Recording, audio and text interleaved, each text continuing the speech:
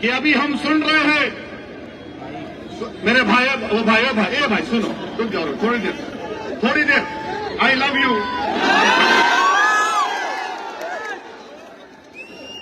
अभी हम सुन रहे हैं कि एक क्रिकेट टीम में एक बांग्लादेशी था, उसको हटा दिया गया।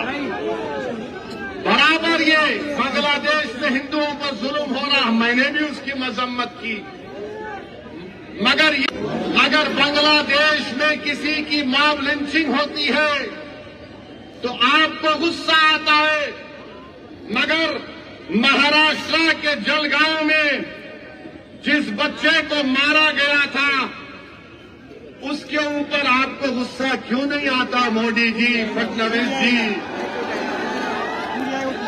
सबसे पहली मॉब लिंचिंग 2014 में मोदी की हुकूमत बनने के बाद ऊना में मोहसिन शेख की हुई थी और जलगांव में सुलेमान पठान को उसी के दोस्तों ने मार मार कर उसको शहीद कर दिया।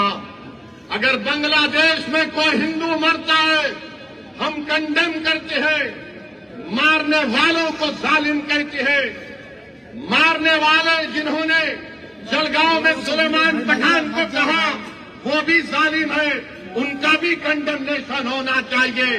बांग्लादेश हो या भारत हो, इंसान की जिंदगी इंसान होती है, हिंदू की भी जिंदगी होती है, मुसलमान की भी जिंदगी हो सकती है।